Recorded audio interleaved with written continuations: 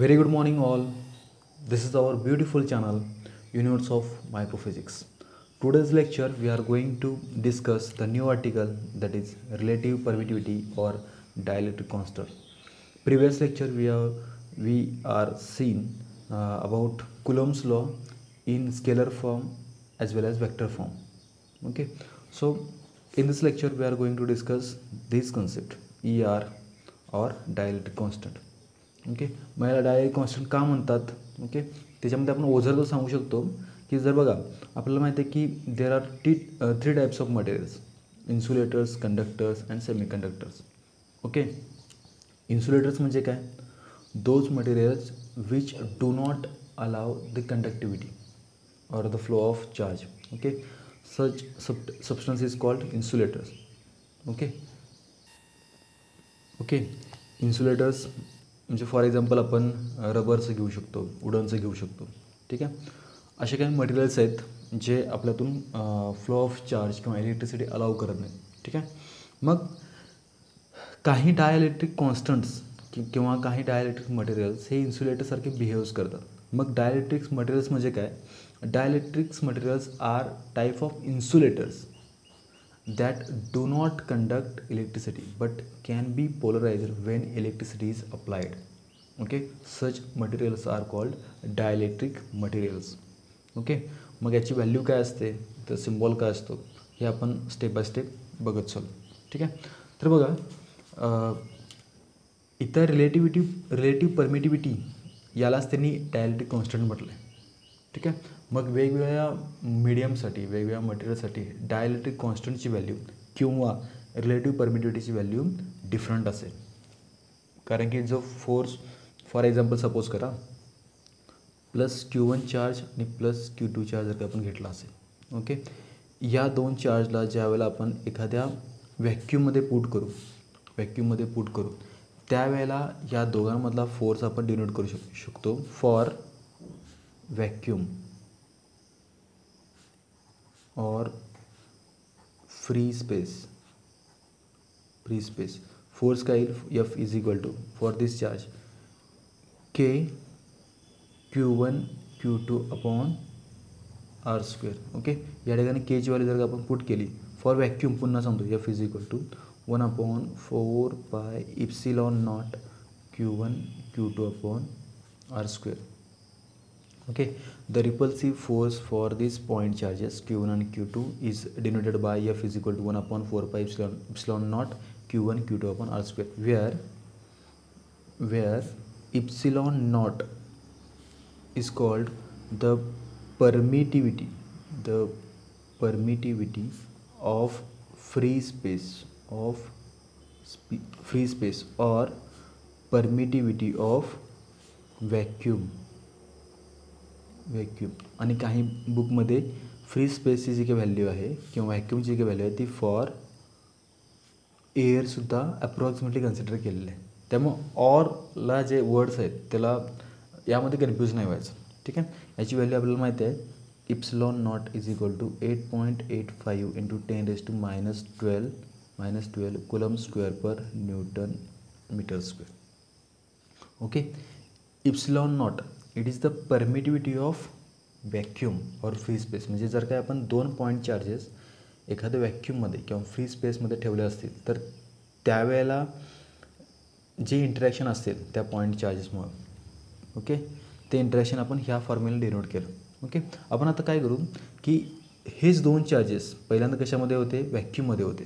ठीक आहे, आता आपण काय करू, त्यांना ह्याच दोन चार्जेसला ह्यांचं डिस्टन्स या दोघांमध्ये सेपरेशन D असताना as it is physical dimension change न करता, त्यांची मॅग्निट्यूड चेंज न करता, सेपरेशन चेंज न करता पुट करू आपण एखाद्या मीडियममध्ये.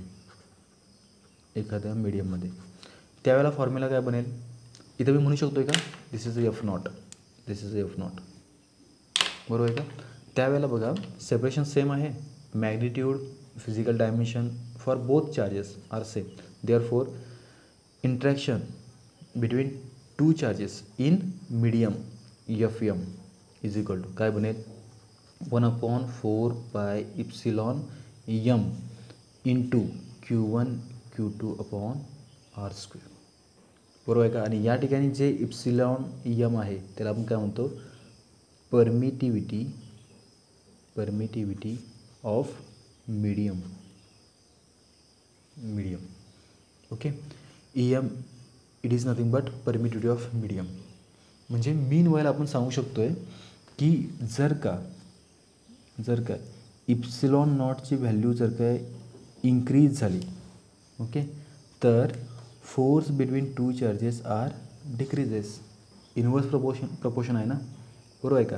अँड इप्सिलॉन नॉटची व्हॅल्यू जर काय डिक्रीज झाली then force will be increase. Okay. मग प्रश्न पडतो की सर परमिटिव्हिटी म्हणजे काय, what is the meaning of permittivity. तर बघा, परमिटिव्हिटी म्हणजे काय, आपण पहिल्यांदा एक फिनॉमिनॉन किंवा एक केस कन्सिडर करू. ज्यावेळेला आपण हे दोन चार्ज फ्री स्पेसमध्ये किंवा व्हॅक्यूममध्ये ठेवले होते त्यावेळेला फोर्सची व्हॅल्यू आपण फाइंड आउट केली होती. ओके. ती आपण मेजर केली. आणि ज्या वेळेला आपण हे दोन चार्जेस सेम सेपरेशनचे सेम डायमेन्शनचे ज्यावेळेला आपण मीडियममध्ये पुट करतो त्यावेळेला आपण एफएमची व्हॅल्यू काढली. आणि जर का आपण त्यावेळेला ही व्हॅल्यू जर का मेजर केली असेल तर ह्या दोन व्हॅल्यूमध्ये काहीतरी डिफरन्स असतो. याचा अर्थ का, ही जी एफएमची व्हॅल्यू असेल मीडियममध्ये ती व्हॅल्यू कमी असेल. असं का होतं, कारण की इंटरॅक्शन बिटवीन टू चार्जेस ज्यावेळेला आपण त्यांना मीडियममध्ये पुट करतो, मग ते मीडियम वॉटर असेल, ओके, ऑइल असेल, मायका असेल, तर काय होतं, due to the field or medium the interaction between two charges are किंवा the force of attraction or repulsion between two charges are decreases or change. याचा अर्थ काय, परमिटिव्हिटी म्हणजे काय, इप्सिलॉन काय झालं, permittivity is nothing but the permittivity of field ना, बरोबर आहे का. It permits its own field to decrease the interaction field between charges. म्हणजे आपण असं म्हणू शकतो परमिटिव्हिटी म्हणजे काय, it permits its own field to decrease the interaction field between charges. बरोबर आहे का. म्हणजे त्या मीडियमचं स्वतःचं असं एक काय म्हणतात कॅपॅसिटी किंवा एक फील्ड म्हणता येईल, इनव्हिजिबल फील्ड, जे काय करतं, जर काय त्या मीडियममध्ये आपण जर काय चार्ज पुट केले तर त्या दोन चार्जमध्ये लागणारा जो काय force of attraction or repulsion आहे त्यांना ते डिक्रीज करतं. लक्षात आलं. आता बघा, आपण व्हॅक्यूमसाठी जी काय इप्सिलॉनची व्हॅल्यू काढली आहे ती खूप मिनिमम आहे ना, 8.85 10⁻12 कुलम स्क्वेअर पर न्यूटन मीटर स्क्वेअर. ठीक आहे. व्हॅक्यूमच्या रिस्पेक्टिव्ह एखाद्या मीडियमची परमिटिव्हिटी किती आहे, ओके, हे आपण पुढे डिस्कस करणार आहोत. त्याला आपण रिलेटिव्ह परमिटिव्हिटी असं म्हणतो. With respect to free space permittivity मीडियमची परमिटिव्हिटी आपल्याला डिफाईन करता येते. समजतं आहे का. ठीक आहे. हे झालं permittivity of medium. Okay. Symbol आहे EM. समजलं का. फ्री स्पेसमधून किंवा व्हॅक्यूममधून तुम्ही जसं जसं मीडियम चेंज करता, जे फॉर एक्झाम्पल तेच दोन चार्जेस वॉटरमध्ये ठेवले, ऑइलमध्ये ठेवले, मायकामध्ये ठेवले, तर मीडियमच्या it is depend on what medium ना. त्यामुळे epsilon not it is also depends upon medium. जसं जसं मीडियम चेंज होईल तसं तसं जे फोर्स बिटवीन टू चार्जेस आहे त्याची व्हॅल्यूसुद्धा चेंज होईल. ठीक आहे. समजतं आहे. ओके. नाव आपण काय करू, ही जी काही केस कन्सिडर केली होती, म्हणजे पहिल्यांदा आपण दोन चार्जेस फ्री स्पेसमध्ये ठेवले किंवा व्हॅक्यूममध्ये ठेवले, नंतर आपण तेच चार्जेस सेम सेपरेशननं सेम डायमेन्शननं मीडियममध्ये ठेवले आणि तुम्हाला इंटरॅक्शन फोर्सची व्हॅल्यू भेटली होती. या इक्वेशनला आपण इक्वेशन नंबर 1 म्हणू, या इक्वेशनला आपण इक्वेशन नंबर 2 म्हणू. देन आपण काय करतो बघा, dividing equation 2 by first. Okay. We get काय म्हणू आपण, dividing equation 2 by first we get what will we get. Okay. बघा, F0 upon FM is equal to, F0ची व्हॅल्यू काय होती 1/4πε0 Q1 Q2 upon R square upon 1/4πε Q1 Q2 upon R square. बरोबर आहे का? आणि देन आपल्याला काय भेटतं बघा, ह्या सगळ्या गोष्टी कॅन्सल होतील ना, ह्या सगळ्या गोष्टी कॅन्सल होतील. ओके, शिल्लक राहतं तर हां सांगा, F0 upon Fm is equal to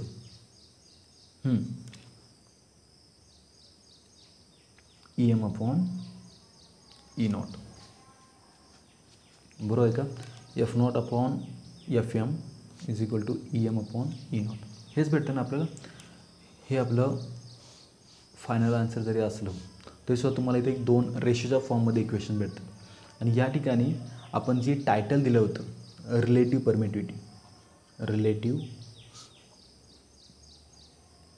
permittivity, okay, त्याला सिम्बॉल होता ER. ओके, ह्याला डिफाईन करताना आपण काय म्हणतो आहे, relative permittivity is nothing but it is the just ratio of force in vacuum to the force in medium between the 2 point charges separated by certain distance small r. बरोबर आहे का? म्हणजे relative permittivity ER is nothing but it is the simple just ratio of force in vacuum to the force in medium between the 2 point charges separated by a certain distance smaller. म्हणजे ER is equal to F0 upon Fm or ER is equal to, बघा न्यूमरेटरला F0 आहे, डिनॉमिनेटरला Fm आहे, तर याच्या ER in terms of जर काय आपल्याला epsilon value लिहायचे असतील मीडियम आणि ॲब्सोल्यूट फ्री स्पेसच्या, तर बघा तर आपण असं लिहू शकतो EM अपॉन E0. लक्षात आलं का? म्हणजे रिलेटिव्ह परमिटिव्हिटीला आपण या 2 वेनं डिफाईन करतो. जर काय क्वेश्चन्समध्ये किंवा न्यूमेरिकल्समध्ये विथ रिस्पेक्ट टू फोर्स तुम्हाला ERची व्हॅल्यू दिली असेल तर तुम्ही हा फॉर्म्युला यूज करू शकता. ओके, आणि जर काय तुम्हाला मीडियमची परमिटिव्हिटी दिली असेल आणि कम्पेअर करायला सांगितलं असेल रिलेटिव्ह परमिटिव्हिटीसोबत, किंवा एखाद्या केसमध्ये रिलेटिव्ह परमिटिव्हिटीची व्हॅल्यू दिली जाते आणि with respect to free space मीडियमची परमिटिव्हिटी काढा असं विचारलं जातं. लक्षात आलं का? ओके, आणखीन एक गोष्ट इथं काय सांगता येईल, समजलं ना?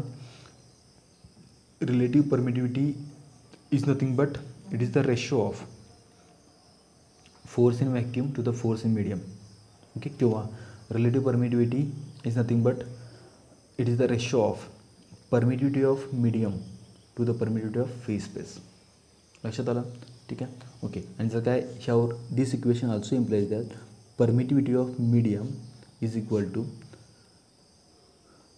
Permittivity of free space times ER.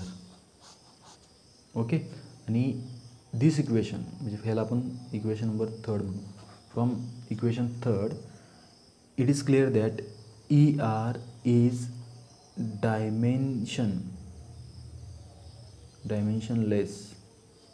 dimensionless quantity. Okay, आणखीन काय सांगता येईल, ER is also called specific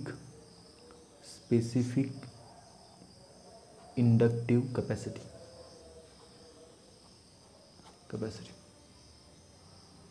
okay, हे समजून घ्या तुम्ही की इप्सिलॉन नॉटची व्हॅल्यू फ्री स्पेससाठी किंवा व्हॅक्यूमसाठी खूप कमी आहे, जे आपण ऑलरेडी बघितलेलं आहे. 8.85 × 10⁻12 आहे.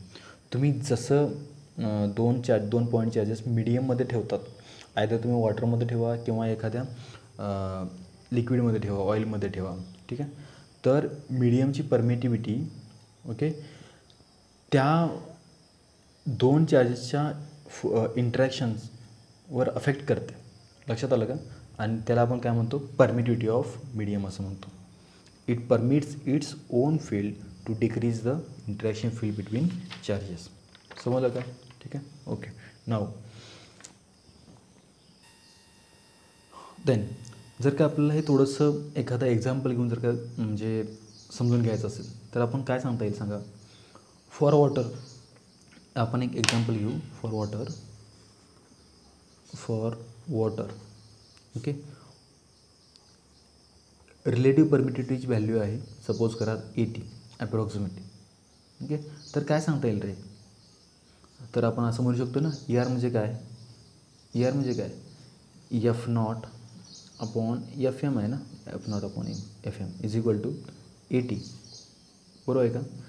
जर का मी FMची व्हॅल्यू काढली तर काय भेटतं, FMची व्हॅल्यू जर का काढली तर मला भेटतं ना एफ नॉट अपॉन 80. ओके. याचा अर्थ काय, याचा अर्थ काय, जो फोर्स मीडियममध्ये म्हणजे वॉटरमध्ये फोर्स ॲक्ट होत आहे तो फ्री स्पेसमध्ये ज्यावेळेला ते दोन चार्जेस असतील ओके, त्या फोर्सच्या 1/18 टाईम डिक्रीज आहे तो. लक्षात आलं. कारण का FM the interaction force between two charges in medium is 1/ε0 εr म्हणजे 1 relative permittivity times F naught असं आपण लिहू शकतो ना. कारण का इप्सिलॉन इज मिनिमम. बघा इप्सिलॉन जे आहे it is minimum.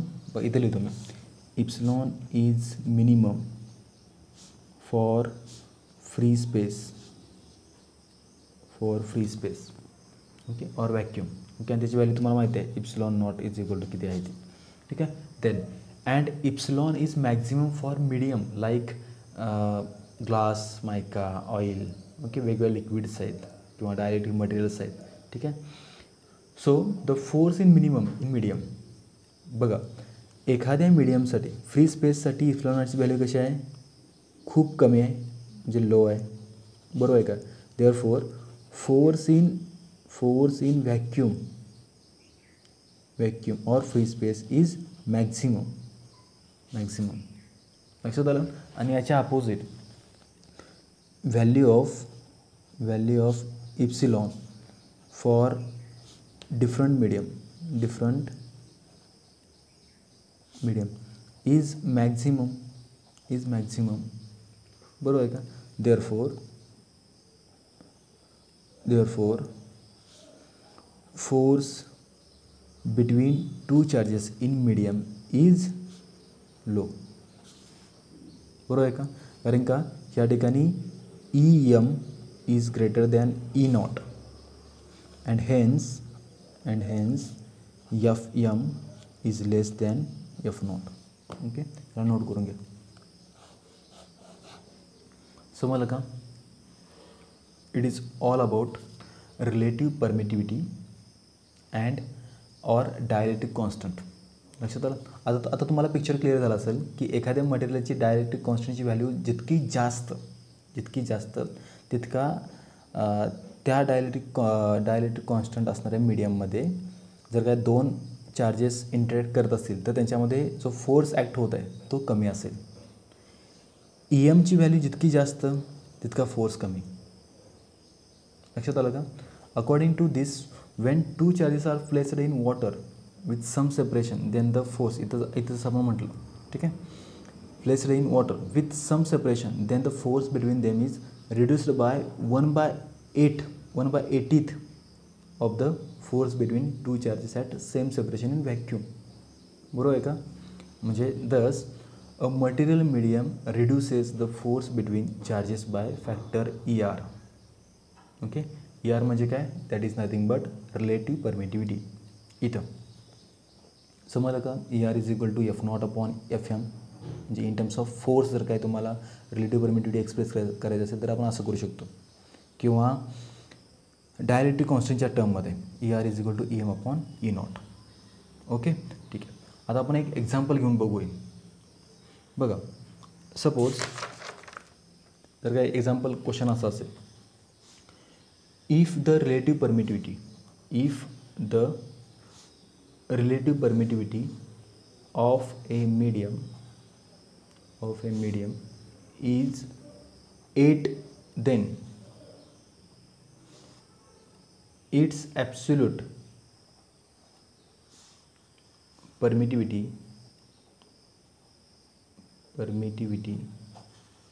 in terms of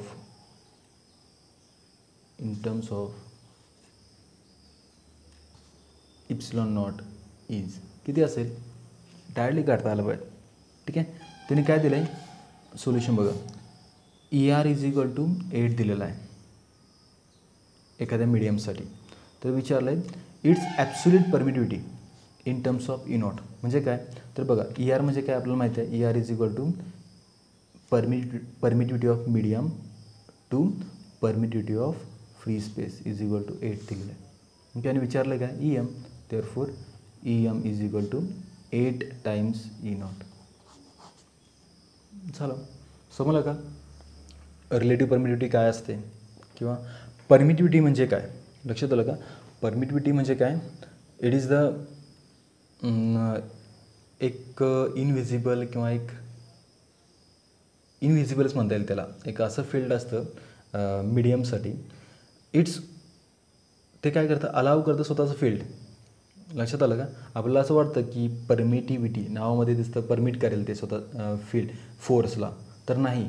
तर मीडियम काय करतं आपल्या स्वतःच्या फील्ड त्या इंटरॅक्शनवर परमिट करतं जेणेकरून त्या दोन चार्जेसमध्ये जो काय लागणारा फोर्स आहे तो डिक्रीज होतो. लक्षात आलं. आणि हा डिक्रीज कसं झाला तर ते आपण ज्या वेळेला दोन चार्जेस फ्री स्पेसमध्ये असतील त्याच्या रिस्पेक्टिव्ह आपण सांगू शकतो. लक्षात आलं. ठीक आहे. आणखीन एक गोष्ट म्हणजे जसं आपण वॉटरचं एक्झाम्पल घेतलं होतं की ER फॉर H2O किती होतं 80 होतं. तसं आपल्या काही सबस्टन्ससाठी जसं की बघा फॉर एअर ओके इप्सिलॉन ERची व्हॅल्यू किती आहे 1 असेल ना. साहजिकच आहे कारण की ERची डेफिनेशन काय आहे ER is equal to EM upon E not. म्हणजे फॉर एअरसाठी किंवा व्हॅक्यूमसाठी ER जो रेशो आहे म्हणजे परमिटिव्हिटी ऑफ मीडियमच कोणता आहे एअरचा आहे आणि परमिटिव्हिटी ऑफ फ्री स्पेस म्हणजे अप्रॉक्सिमेटली सेम आहे त्यामुळे व्हॅल्यू काय येईल 1 येईल. ठीक आहे. फॉर एक्झाम्पल वॉटरचं किती आहे 80 आहे. एअरसाठी 1 आहे ERची व्हॅल्यू डायमेन्शनलेस क्वांटिटी आहे. ठीक आहे. एखाद्या मेटलसाठी बघा एखाद्या मेटलसाठी ओके मेटॅलिक सबस्टन्ससाठी किंवा मटेरियलसाठी ERची जी काही व्हॅल्यू आहे ती जवळपास इन्फिनिटी असते. ओके म्हणजे मेटलमध्ये डायलेक्ट्रिक कॉन्स्टंटची व्हॅल्यू निग्लिजिबल असेल ना. लक्षात आलं का. त्यामुळेच तर त्यातून इलेक्ट्रिसिटी किंवा फ्लो ऑफ चार्ज अलाव होतात. समजते का.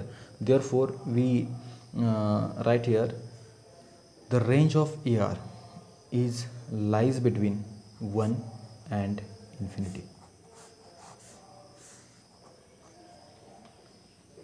ओके समजलं का.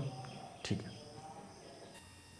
So on the basis of this article, relative permittivity and dielectric constant, we can solve the different types of example related to this concept. Okay.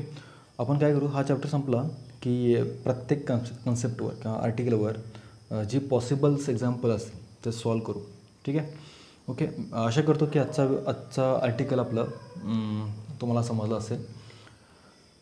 पुढचा article आपला जो पाठीमागचा एक पॉईंट कदाचित राहिलेला आहे प्रिन्सिपल ऑफ सुपरपोजिशन तो आपण पुढच्या व्हिडिओमध्ये आपण क्लिअर करू. ठीक आहे. आणि प्रिन्सिपल ऑफ सुपरपोजिशनच्या आर्टिकलवर जे न्यूमरिकल असतील 1-2 ते न्यूमरिकलसुद्धा आपण सॉल्व करू. ठीक आहे. तोपर्यंत स्टडी करत राहा. Okay. All the very best to all. Thank you.